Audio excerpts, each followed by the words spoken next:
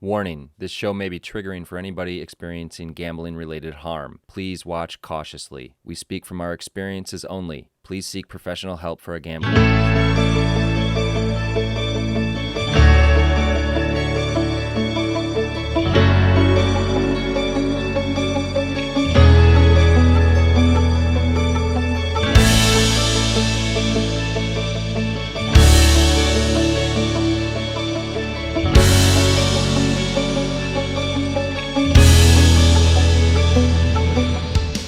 Hi, I'm Christina. I last placed a bet in March of 2021. And I'm Brian, and I last placed a bet in July of 2014. Christina, how was your holiday break? You know what? Towards the end, it was great. I struggled a lot, but once I got past Christmas, things calmed down for me. My emotions leveled out a little bit, and I enjoyed New Year's Eve. I think I was asleep by 10. That's how I enjoyed it. And yeah, it's been pretty quiet. How are your plans? I celebrated all the holidays at home with just my spouse and daughter, and my mom came for New Year's. Rockin' party with my mom on New Year's, where we drank sparkling sangria, non-alcoholic. I didn't gamble. That's good. I didn't either. I made it all the way through my first holiday season, not gambling, in probably 15 years. Oh, that's right. This was your first one. Well done. It was not easy, but I made it. You made it. You didn't gamble. Did not. That was my cat. Sorry. I knew it was coming. But do you want to introduce our guest tonight? I do. This is my good friend, Kitty. I don't know what's going on with these hands. I'm so excited to have her on. She's a woman who is navigating problem gambling communities and doing so many wonderful things. So welcome, Kitty. Hi, Christina. Hi, Brian Hatch. You know, I was just thinking, I really enjoyed seeing your New Year's episode where y'all dressed up. What was that like? Did you like putting on fancy clothes for an episode? I felt like it's tight wearing a jacket. Yeah. I thought this was dressed up enough with a collared shirt. I like the progression from the first episode to the New Year's Eve episode. Like the first episode, I was in a backwards hat. Chic, all the way up to a suit, like classy. Now we're back to, we all just agreed we're wearing pajama pants right now, didn't we? Should we just tell the viewers? We are. It's full body mullets, right? Instead of business in the front, party in the back, it's business up top, party down below. You know what I really dug about that episode? Sorry, I'm just thinking, like, there was a couple things you each said that just, I listened to it twice, like just nailed it. But Brian, when you were like, kind of like the Bob Newhart that goes, stop it. You were just like, just stop. Just stop. Like, I don't mean to be patronizing, but please just stop. And just stop. And I think we all kind of want to say that to folks we care about sometimes. So if you can figure out how to do it soon, it's probably better to figure that out. And Christina, when you're like 15 years, girl, of spending holidays just suffering, look at everything you had to do to get here to not have to have the holidays like that. That was hard work. Absolutely. Yeah. Kitty, can we spend the whole hour with you just telling us stuff that we do well? Yeah.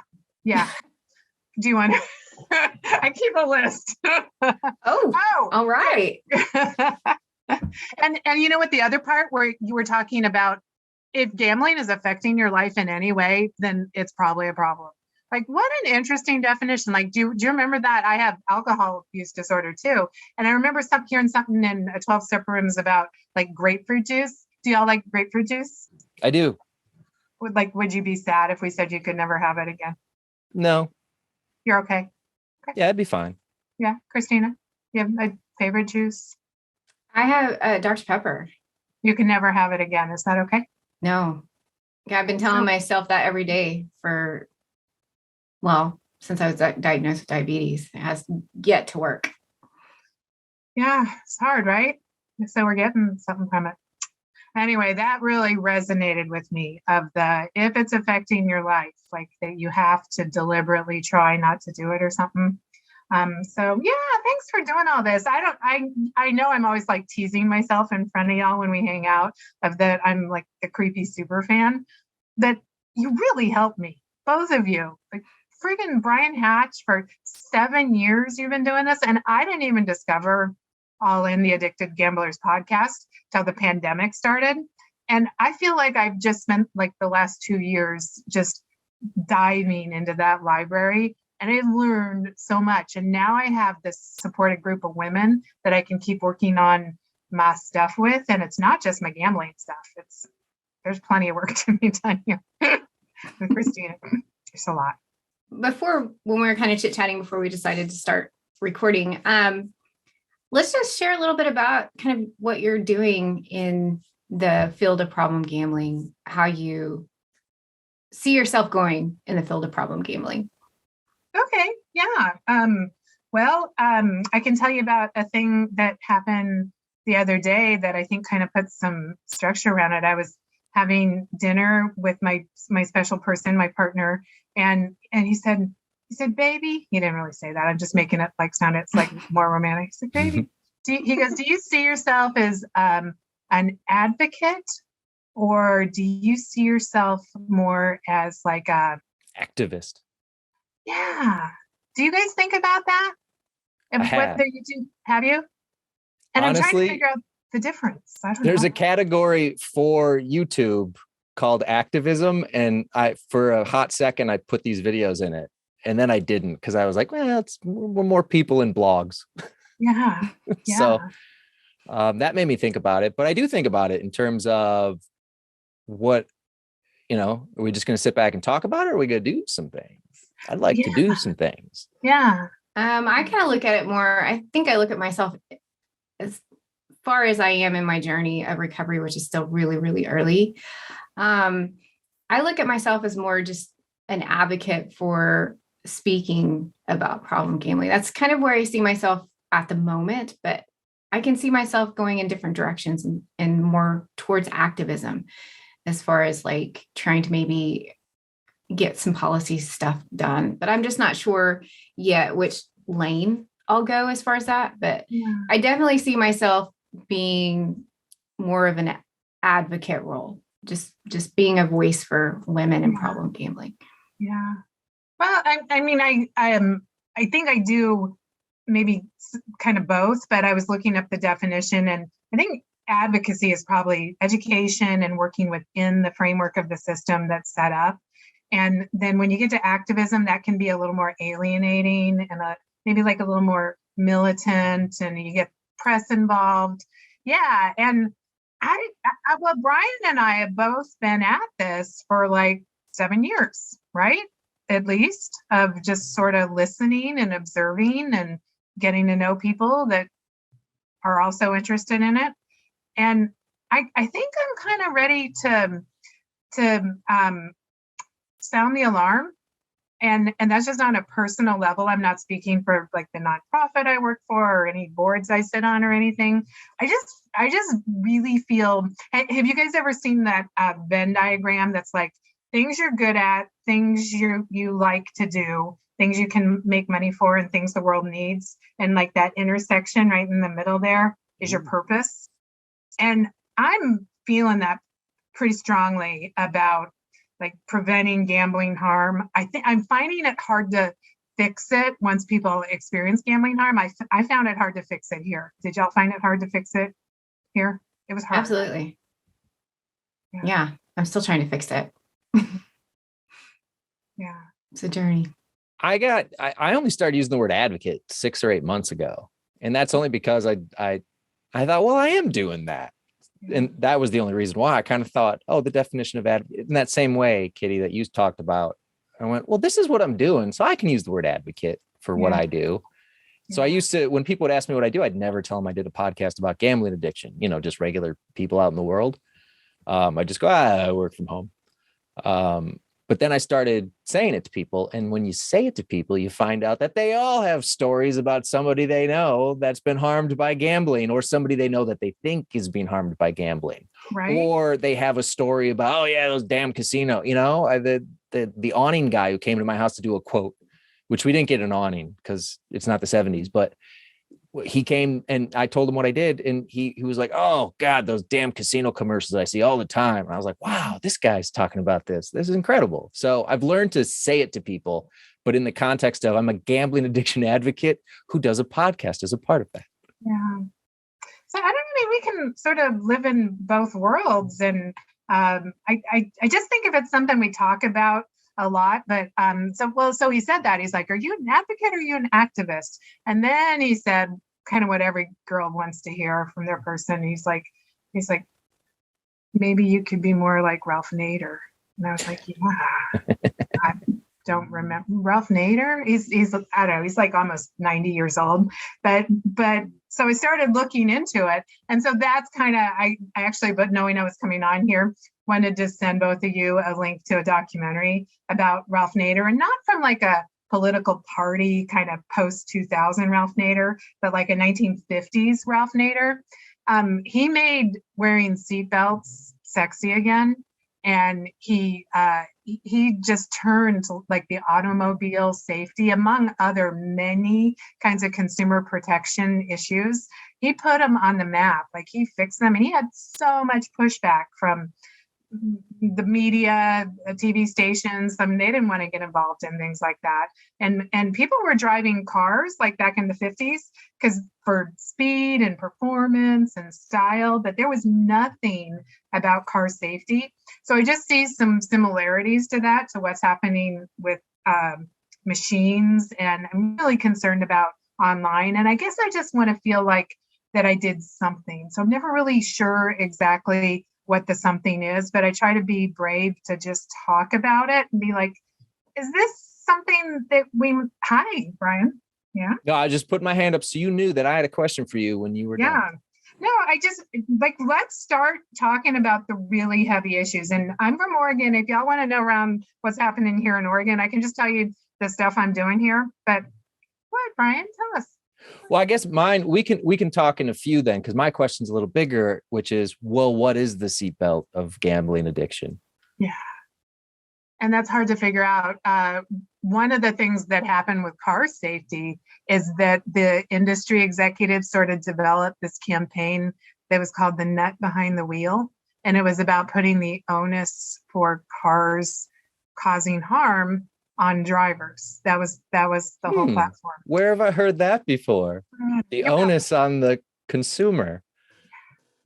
So, and we talk in a lot of like the different conversations I've had with both of you, is like responsible gambling. Like who's responsible? The operator, the regulator, the user? What about like the community, the people that your awning guy? He seems interested in somehow getting involved and not being in a community where people are experiencing gambling harm. So maybe we all have a little bit of a share and can be talking about that. Well, wouldn't most people be interested in preventing something that not just harms the gambler, but harms their family, their friends, their community, but also everybody's shared society, because there's societal impacts when gambling is illegalized in a community. I believe domestic violence goes up, petty crime goes up, crime goes up. Mm-hmm.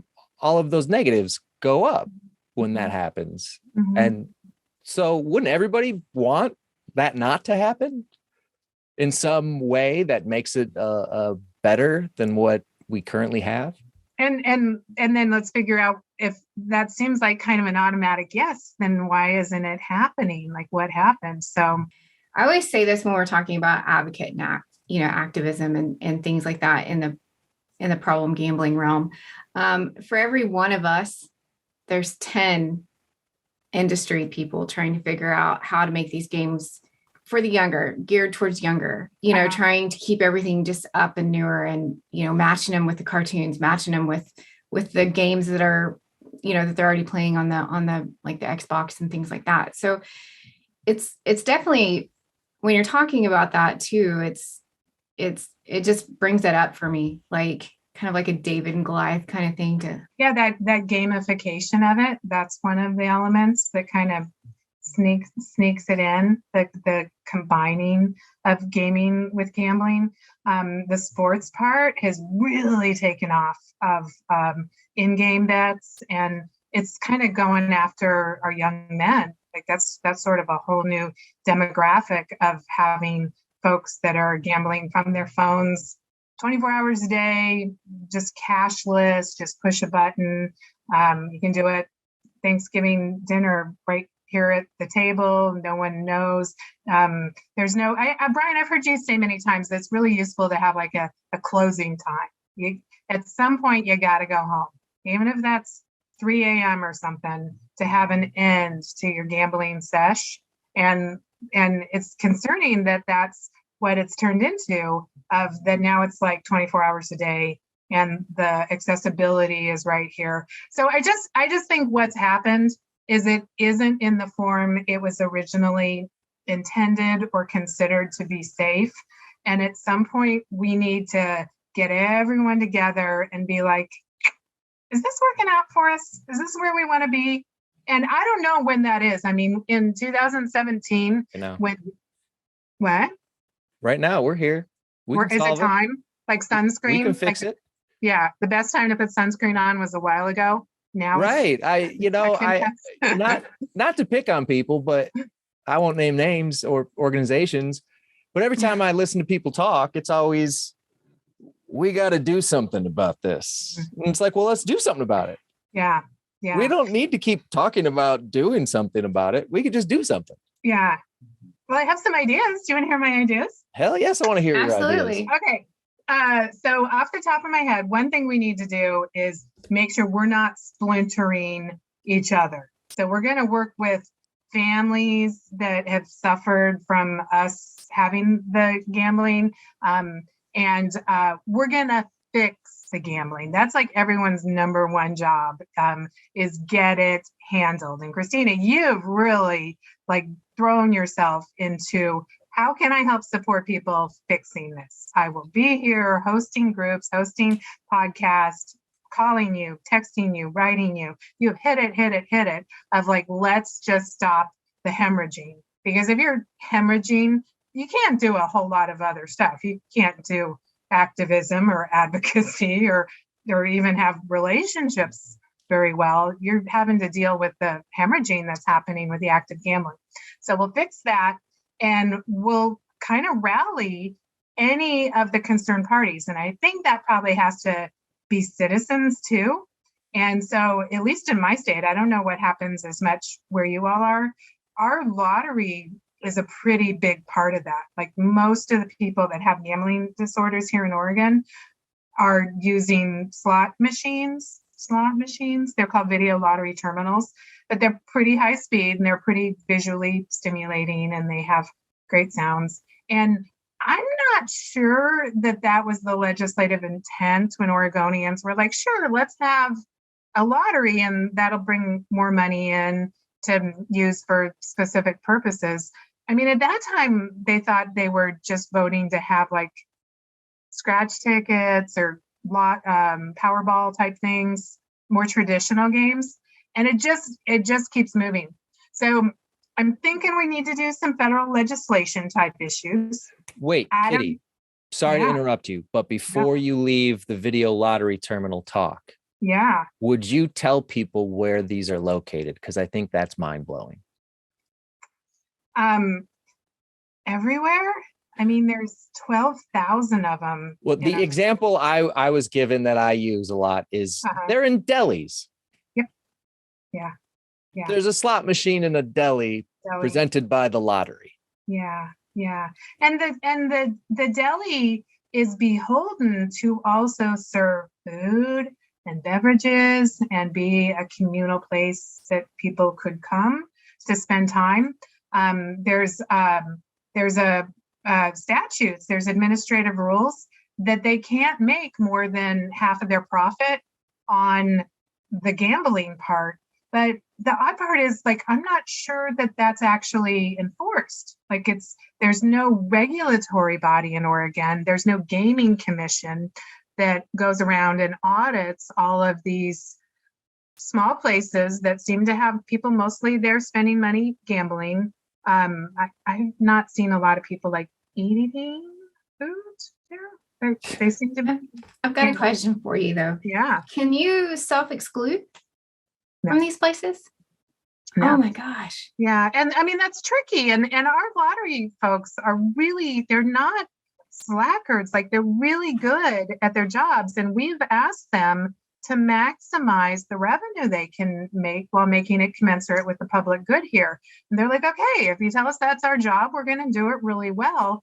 And so we're like, well, you need to self-exclude people. And they're like, you want us to have player loyalty cards for every Oregonian and then track them and photograph them? Like there's anonymity in play. So they technically can't do that when there's 12,000 machines around our state. It's not their fault. I don't blame them. And that's why I'm saying regulatory body that has to come in and be like, okay, here's how it's going to be, level playing field for all. The part that's really blowing my mind is that like that horse is already out of the barn. We got those machines, harm is caused. We have systems to deal with it. Fortunately, here in Oregon, we have prevention and good services. I'm grateful for all that. It's pretty robust. Now we have other stuff happening that's like more casino-ish looking things that are kind of the same looking machine, the same box that it's housed in, the same kind of graphics, but they're using another kind of math that's different. And so it just feels like kind of like a workaround. And I'm concerned at how much of that seems to be happening. Like when you've been to casinos, do you ever see like little bingo cards or something down in the corner? Like you're playing bingo. Have you ever seen that? No. I think. I used to have to drive by bingo rooms to get to the casino, Yeah. but that was on the way. We had bingo halls before we had the casinos. There were bingo halls and then the casinos, but and then the only time I saw it after that was just on the slot machines. Yeah. Well, it's just a weird workaround. And that's like the big news item in Oregon right now is that horse racing, like greyhound racing, is kind of done. Like people said, that's not humane. It's really hard on the dogs.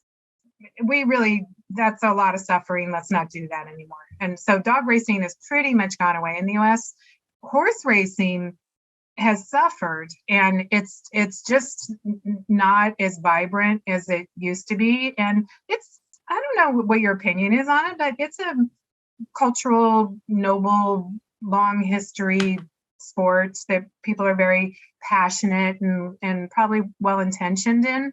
And so there's been some kind of attempt to save the horse racing industry by having historic horse racing databases that then are plugged into these machines that look just like the slot machines that the three of us all used to just, here, let's try something with me. Ready? Okay, this is funny. Smile without using your eyes. Okay. Now raise your eyebrows, keep them up, and stop smiling. That's your gambling face. Do you see it? Like when we were just sitting there pressing that button. So that kind of fugue state that we would get with those machines. Yeah, right? They're just like, it's not really horse racing that we were doing, was it? It wasn't playing bingo. Didn't feel like it to us, or we didn't even know if that's what we're doing. So I guess I'm suggesting that we get some kind of regulatory body, probably on a national level, that looks at some of these definitions of like how fast is fast enough. In Australia, where I kind of cut my gambling teeth, you could set machines to do autoplay and they could be really fast. So you could just kind of like boop and then all your games were played and you're done. And you're like, whoa, what just happened? That doesn't sound like fun at all as somebody who gambled. Like Right? autoplay that's not what I'm there for. I'm there to do the gambling, not just watch. Because you got skill in your button pushing, right? I want to watch. I'll go to all the other YouTube channels that stream their slots. Did you ever do that? Never. That seems boring to me too. But I also like now at this point, I can't stand people who stream their slots. I saw one knucklehead who put in his description that he does responsible gambling. I was like, well, everything you're doing isn't responsible at all. This isn't responsible in any way, streaming your slots. I didn't even know people did that. And then somebody sent me one and they're like, this is what I'm talking about. And I'm like, Huh. wow. But yeah, they When do win? What is on it about YouTube. them? They'll just like record like a gambling session. Yeah. And then, eventually like, they win. And so everyone's just tuned in to watch that win and get that rush virtually. like high rolling ones too. And a lot of people, but we had Ryan on from All Bets Are Off, and he said that there's a lot of a lot of people will do that to try and bring themselves down from the game, like to try and like curb that urge. And I guess when you're watching the slots, your brain isn't repairing itself because it's going through the same kind of dopamine high that you would get if you were gambling yourself. So your brain is still kind of in that active pattern, and it's not repairing itself when you're watching the slots on YouTube. Even it's almost the same as just being there in person and doing it. And I watched, I think, a TED Talk on that too. And it's really interesting, the psychology of that. I can see that working to reduce, to bring down your urges, like, okay, I just won't put any money in, I'll just watch other people play. But I can also see it having the opposite effect on everybody else of like, oh, I want to play. Mm-hmm. Yeah. Right. So that's along the lines of the set a time and a budget type talk of, hey, here's a new thing you're trying out. I know we've all talked about that hasn't been particularly useful to us, the set a time and a budget talk. No, that's all BS. I don't know anybody who that works for. Yeah. I mean, that I shouldn't say it's BS, but I don't know anybody who that's worked for. Anybody People with that don't have a works, problem. That's worked for people that don't have a problem. Yeah, right. Well, like they set their budget anyway. Like, I'm taking $40. My spouse. And they she's walk like, out I'm taking when $40, and that's what I do. They want to spend an hour, they walk out in an hour. They spend an evening with friends, they walk out. When it's a problem, setting a time and a budget is just, there's no point, because we will talk ourselves out of that. I don't know when the time and place for that would be. Honestly, do you? Like when would the time and place be? If you're questioning it, I guess. If you're questioning, like maybe you're driving and your friend's like, man, you've been at the casino a lot. And you're like, have I?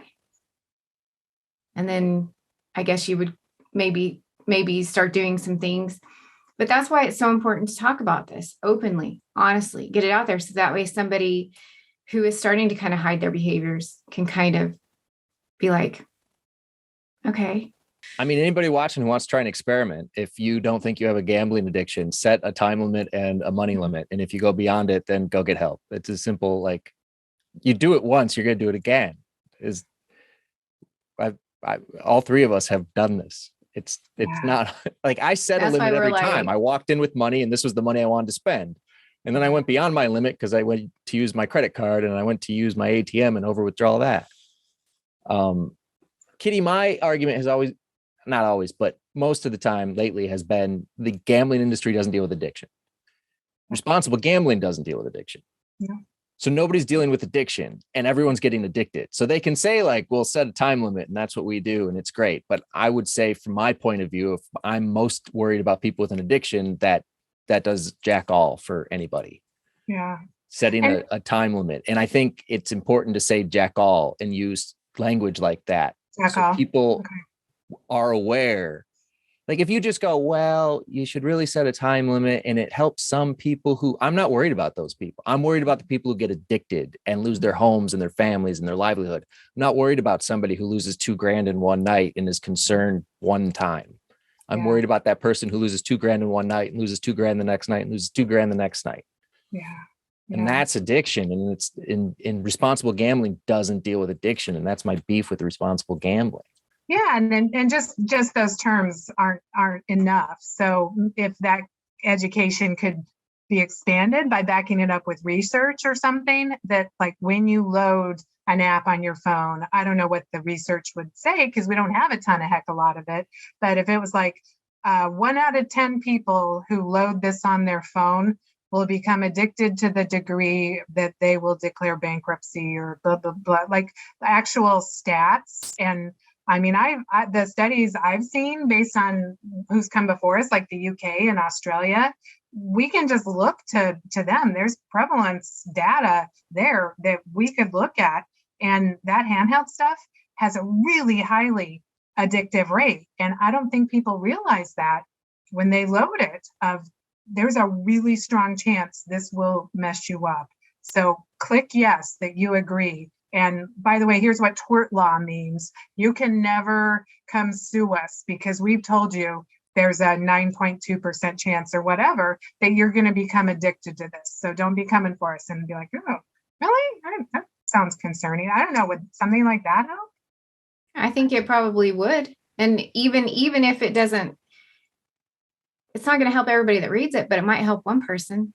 And that's one person that doesn't get addicted. That's one woman who's not spending grocery money or rent money, and then stressing about how she's going to feed her kids or whatever because of this gambling addiction. I mean, these are things that don't get talked about. And I think that's probably one of the biggest things is that these stories aren't getting out there. The stories of how bad this addiction can take, how low this addiction can take you.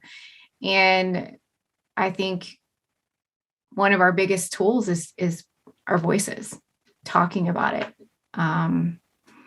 It seems like the industry, it's all wordplay, who can come up with the best catchphrase, that's pretty much it. Who can come up with the best catchphrase who can be clever enough to show that they care without actually doing anything to care. Right. Oh, I'm telling you, in Oregon, our gambling revenue actually does go towards schools and parks. And so for years, we've had slogans like does good things. And there's just this beautiful moment in a piece that John Oliver, do you ever watch him? The Last Week Tonight host? Yeah, he's interested in things like lotteries and fantasy sports. He's done a couple segments. And I think he was talking about the New York lottery. And they show a video of kids that are like, thank you for being a friend. And they're singing a tribute to us for gambling so they could get school books. And it's kind of creepy, really. That's what it's going towards. And so he goes, it's kind of like alcohol. Not everyone's going to get addicted to it. A percentage will, and harm will happen. But let's not say that by your getting drunk, kids get to have new math books. Like that just feels kind of. Well, let's put videos of people doing lines of Coke on YouTube and let's all kick back and watch it and get high with them, right? It's the same thing. Mm-hmm. Yeah. Or say this actually isn't gambling, it's horse racing, or it's playing bingo. And it's like, it really? Because it looks a little like not horse racing to me, but I get confused. I don't know. Can I tell you? Does horse racing include horses? Yeah. If the industry did three things, I would stop doing everything. I would retire from this show and my podcast today. Okay. Tell us. If they stopped taking credit cards. Yeah. If they had a closing time every night. And like a shutdown time from this to this, like a bar closes. Yeah. And if they did affordability checks, and I don't care how high you put that number, you need a cutoff at some point where you have to ask somebody about their finances. I don't need it to be $100, make it $1,000, something. And I don't like affordability. I don't like the idea of it. I think it's gross, but I think it's necessary because it would have saved me. But then the other side of the argument, people be like, well, where's your responsibility in all this? Where's it? And I'll ask you guys that. Where's our responsibility in all this as the gambler? But I go, my mind was addicted. I was mentally not well. So I don't know where my responsibility is. Where's the responsibility of my dealer who's dealing me the crack on the sidewalk, right? That's the industry. The industry is the dealer, literally the dealer. It's like, how do you determine your responsibility when you don't know that you've crossed over, or that you don't know that? I'm trying to think of when I knew that it was a problem, but yet like started to kind of recognize that it was a problem, but yet like, oh man, I can't believe, like the first time I got into bill money or something like that, I was probably like around 35. So it was a long freaking time ago, probably 7 years. And, that's when it was kind of like, but maybe I won and was able to pay the bill money back. And then that's kind of when your brain starts to like go through this back and forth. Like, it's okay to spend bill money because I can win it back. And then at like some point you just completely lose it. But yet I just don't know that I could have caught myself in that moment by myself. Like it's like, how do you catch somebody in that moment? Oh, you know what? I thought of a moment. Y'all were talking at the New Year's episode about kind of that seedy place that would take us. There's just, we don't always talk about, we don't want to kind of have this like, oh, well, I did something that bizarre with a piano on my back up Everest or something to kind of compete for it. But it just reminded me of, and it was a long time ago. I mean, I was under 30 years old. And before gambling was super accessible, I had a job that I could go to Las Vegas a couple times a year, and it was sort of like marketing and trade show related.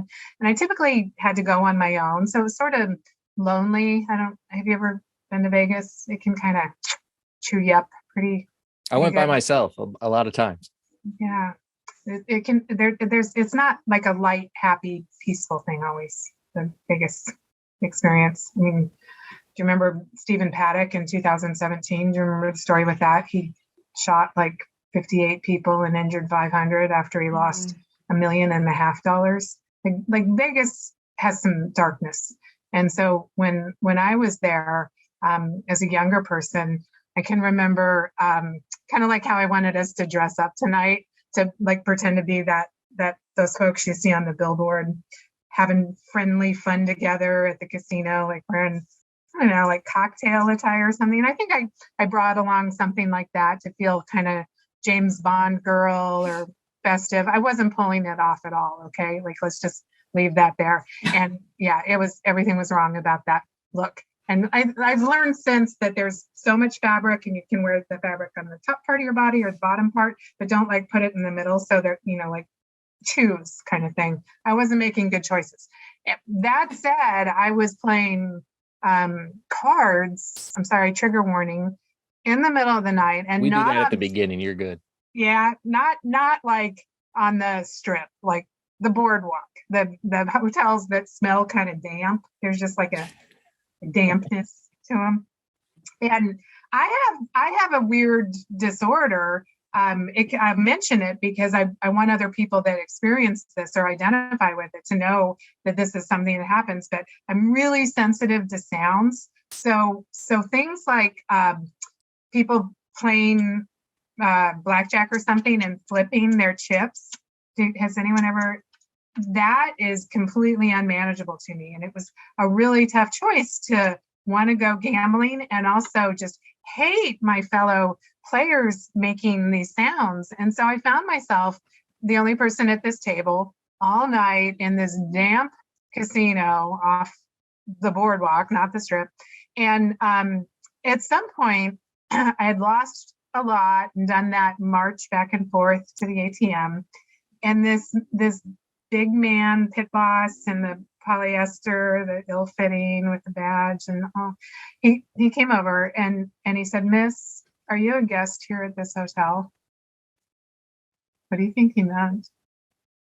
Oh, yeah. I mean, my first thought was he thinks I'm a sex worker and I'm here to solicit clients. And I felt, and with no judgment to sex workers, but that wasn't what was happening there. That was me being a baby addicted person that had a gambling disorder. And I felt immediately just incredibly defensive that like, how would I explain this maybe to my parents, that this is where they think I'm having a good success with my career, and I'm being confronted by a pit boss if it's appropriate for me to be playing in this damp hotel casino. And I said, yes, I am. And it turned out he wanted to give me a little piece of paper that I could take and get like a $2.99 continental buffet breakfast. was why he was asking if I was staying at the hotel so I could have this. And I went from this incredibly dark place of feeling just so much shame and I can't believe this is my life, that this person is talking to me about this topic right now that's so uncomfortable, to like huge relief that he was trying to save me from myself. And I didn't even realize that till I thought of it tonight, that wasn't one of those spiffs or perks or a high roller thing. That man was probably genuinely concerned about my well-being, and it was time for me to go. And there were so few times that happened. I think we've talked about that, about how, like the people that work in the casinos, a lot of times they can see the addiction in us before we do, because they see our repeated behaviors. They see us going back and forth to the cash machines and things like that. I don't know about you, but at the casinos I frequented, I mean, I knew faces. Like, I don't know that I ever really knew anybody on a first name basis, but when you saw them, they're like, hey, and it's their job to kind of like get you that drink and make you comfortable. And so, yeah, you get familiar with these people, and to the point where like, hey, are you having a good night? So-and-so did this and so did that. And so, they see these behaviors, they see this addiction in us. They probably go back to the break room and they're like, oh, she's back. You wish there was something they could do. But in all honesty, if somebody came up to you and been like, do you have a problem while you were in the casino? How would you react? Yeah, but hey, would you like a free lobster dinner and get some space from it? That could maybe like meeting people where they're at. And there are models of that, of having kind of ambassadors on the casino floor that are there not to necessarily intervene or shut people off or something, but to just make those kinds of possible discussions happen. That could be a step in the right direction. Why can't they just intervene and shut them off? I mean, at a bar, if you're drunk, right? For using that analogy, if at a bar you're drunk, they kick you out. If you're drunk on gambling, meaning that you've gone beyond your means and you're clearly in a bad shape, I mean, you can generally see it on people when you know what you're looking for, and they know what they're looking for. Why not just shut it off? And I'm asking that question as the devil's advocate. I mean, let's look at the possibility of that happening. What's their motivation for doing that? Well, a bar's motivation is to not get sued when that person crashes on the way home. They have to cut them off. So the casino should be liable if people lose their house. Okay. So that would be something that would be handled on a legislative level. And that's where we got to get it together, is that we create laws, and we don't know exactly what they're going to look like, but we're going to have the research that will inform how to do that, what has been successful other places. The UK is figuring it out, of doing the affordability checks and making the rules around. You've had guests before, Brian, that talk about things like, I told them I had a problem and they marketed to me heavier. They assigned someone to make it even easier for me to be a VIP, things like that. VIP schemes. Why do you think it hasn't been brought up on a federal level yet? I mean, gambling's been around. It's not new. And that really bugs me too when I have gone to some of these places where people are talking about this sort of thing. Mm-hmm. And they act like gambling addiction is brand new and gambling's brand new in the last couple of years. It's like, no. Gambling's been around. How come nobody has been getting this off the ground legislatively? Mm-hmm. Why doesn't it exist in the federal law? I have a couple ideas. I think it's like lots of complicated problems, that there's many things interfering. One is our level of shame and secrecy around it, that this wasn't happening even a few years ago, that we were like getting online being like, I don't care how this is going to affect the rest of my life. This is going on a permanent record on the internet that I'm a pretty reasonable person that has things to contribute. And I was a mess because of gambling. So now that people are saying that, we're starting to get more of a sense that it's actually a thing that impacts lives that are of value and having social costs. I think that it's always been the kind of unwanted stepchild of addiction. It's not received the same traction. It's not covered under the Americans with Disabilities Act. You can't bill government subsidized medical care for it, or we're just starting to be able to in some places. So those things are coming along, that it's being identified now that it's actually in the DSM-5. That just happened pretty recently, that it's getting accepted not as like a ethical, moral failing, just that we're jerks that can't control ourselves. I mean, that's kind of been the party line, hasn't it? Like the nut behind the wheel with the cars. You bunch of degenerates can't control yourselves. And if you could. Yeah, those are. So we're correcting that. We've got to maybe give them some features and benefits of doing that, of having federal legislation. What if we just tax the heck out of it? I mean, if you're gonna regulate it, like alcohol has figured that out, marijuana is starting to figure that out.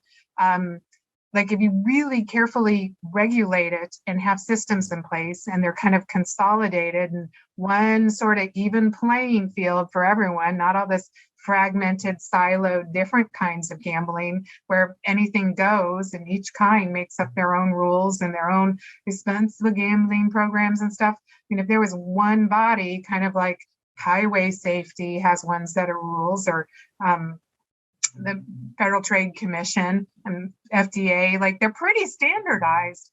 We've got to get, Ralph Nader had what he called Nader's Raiders, or they called themselves. And it was this team of like hundreds of law students that went out and did really good research and wrote books and lobbied for federal laws to be passed. And they were hugely successful. And we've just got to make that happen for gambling. And by saying what we're saying here today, of like now, like it would have been better 10 years ago, but no later than now. Let's get started doing that. I have Absolutely. a small, it's not a theory, it's a thought on what you said about people are just sort of now talking about this within the last, and I'm happy to preface this with, if at the end of this conversation you want me to take this part out, I will, but we'll pretend like it's going to stay in for a minute, and I'll say it straightforward, which is that I think that if GA hadn't taught us to keep it in this room and be anonymous, then we'd be a lot better off today if this had started years and years and years and years ago. And it was GA who told us to shut up and keep it in the room. And I love GA. They're great at what they do. But telling us to shut up and keep it in the room is why nobody was talking about it. And still today, why people are strange about talking about it. It's because they're like, oh, I'm not supposed to say this out loud. This is a faux pas, and I need to keep it over here in this private room in the church basement rather than out here where it can affect me. Right. And you compare it to like drug and alcohol and gambling. Like you compare them, like all the same people do all the same things. Like people that gamble can do drugs, can drink alcohol. So what's the difference? Why does it need to be a secret? Yeah. You know? There's a group called Faces and Voices of Recovery that's very peer driven for addictions. And they had something to do with this film that starred Kristen Johnson, remember from 30 Rock? That tall gal with the gravelly voice. And it's called The Anonymous People. And it addresses that very topic, that she was one of the first people that was in the public eye who came out and started talking about her, I think it was her drug addiction. She was on David Letterman and talking about rolling around on a subway, finding old pills and eating them off the floor. And he was like, you're gross. And her response was something like, how dare you mock me when I'm being publicly vulnerable about something that tried to kill me? So she started doing public speaking and wrote a book and about not being anonymous. And so I kind of both want to support that I'm in a position of privilege, that I put myself out there, I use my last name, I'll shout it from the highest mountaintop, what happened to me, what I did, what was done to me by being put in harm's way, both.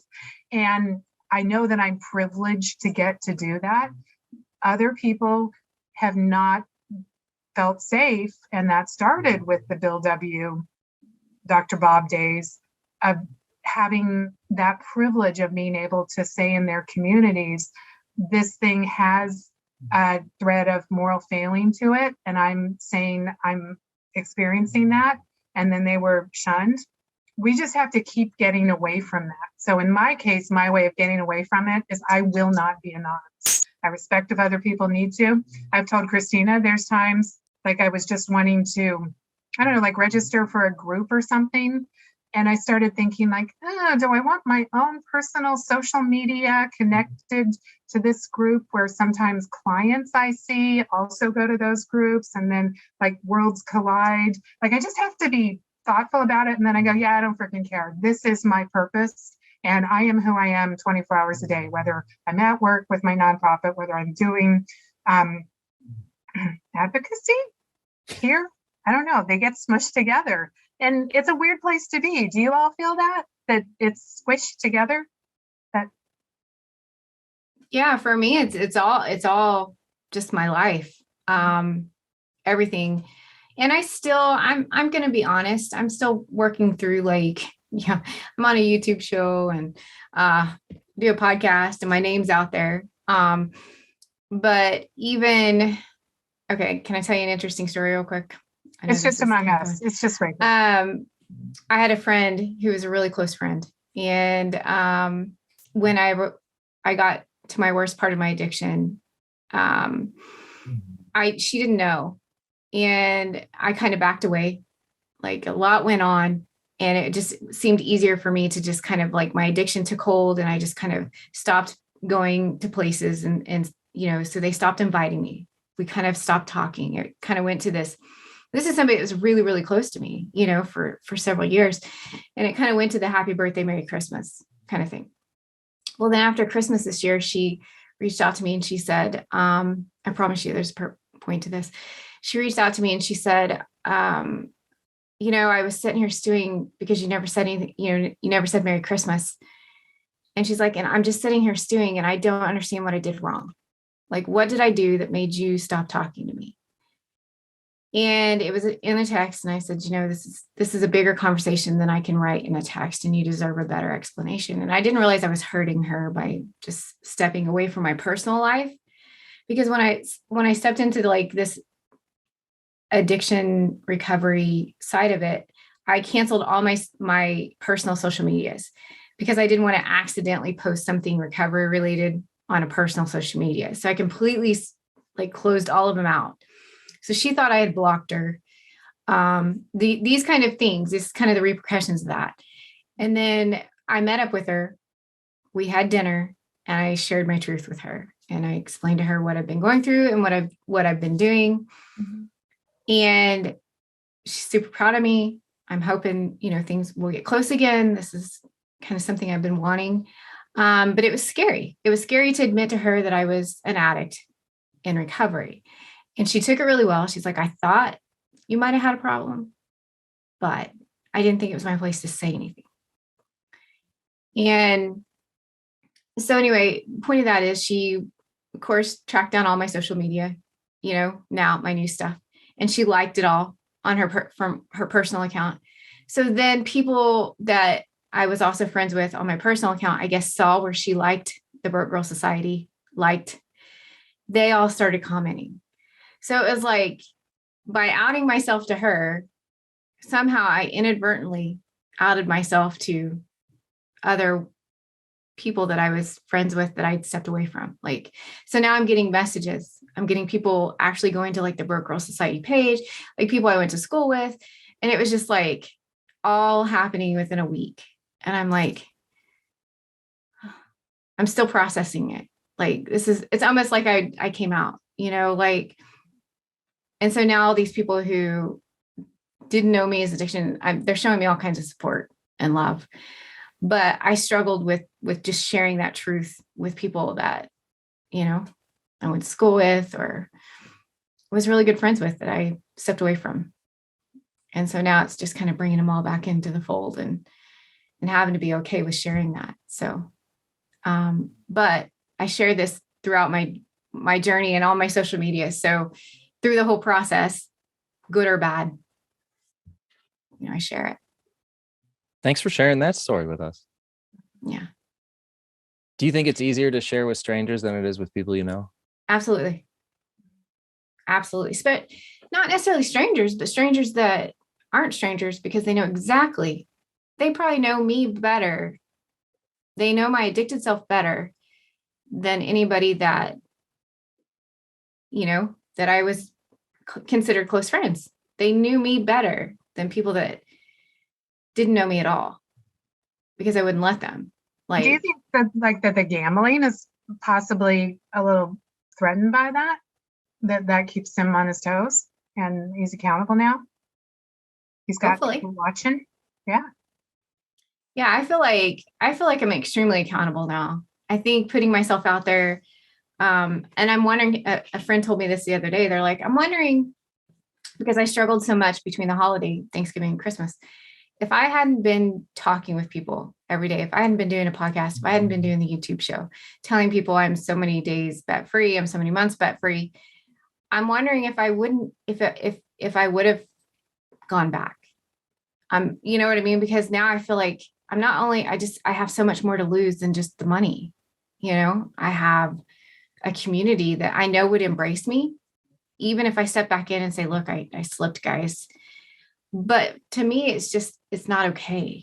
Like, that drives me. I don't want to come back and be like day one. I just the sheer disappointment that it would bring upon my family, but also the community.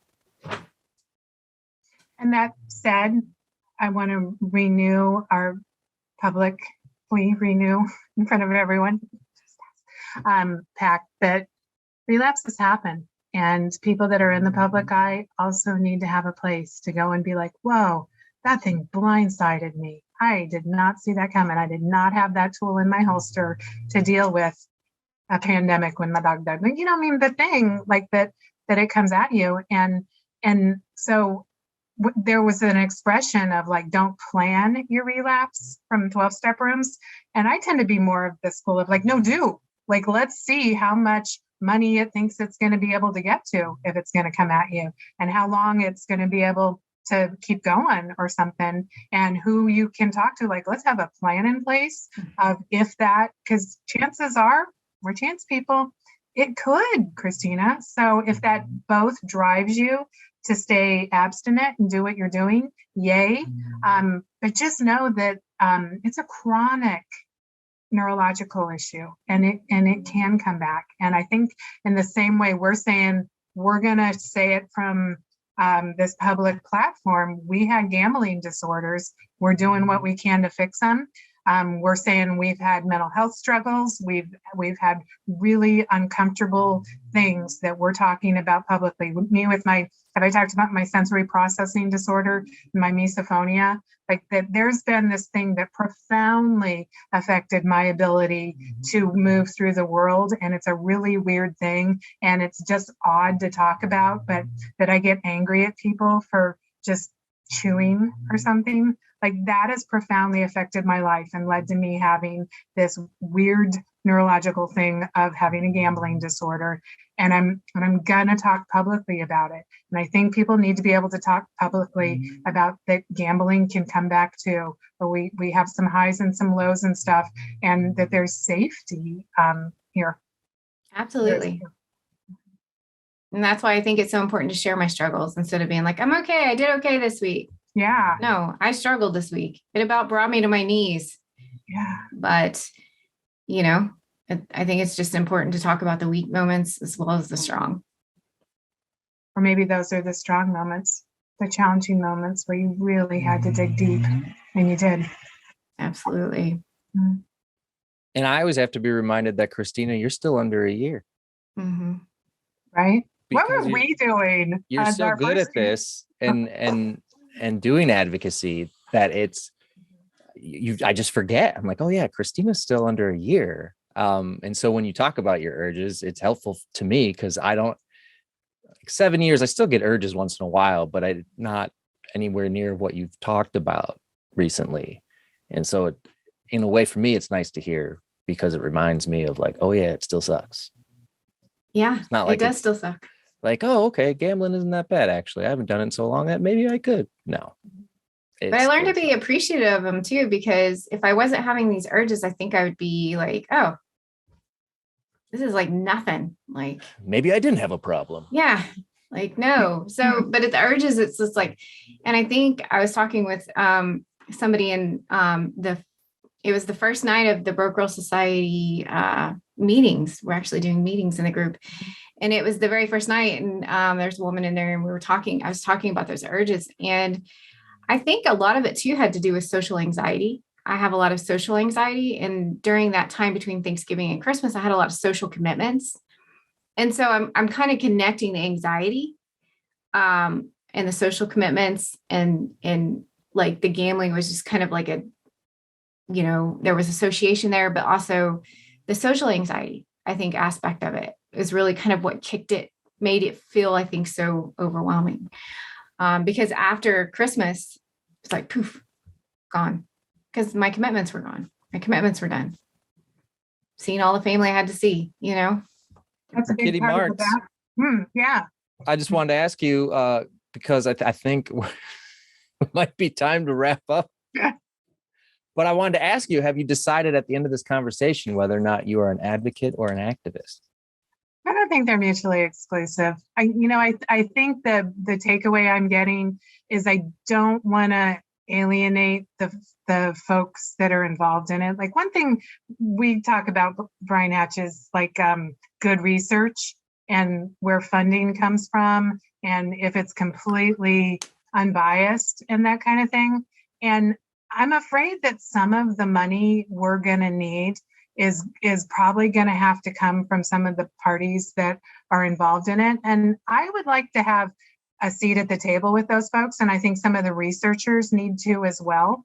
And so we can't all just be like, why don't y'all die in a fire? That doesn't really get us a seat at the table. Right. So in that way, I want to be very much an advocate, and I want to be able to continue to stay healthy and handling this, number one. And as we've agreed, it's really hard work. And so I'm going to make that the priority. But I think I'm ready to kind of transition to what activism is going to look like.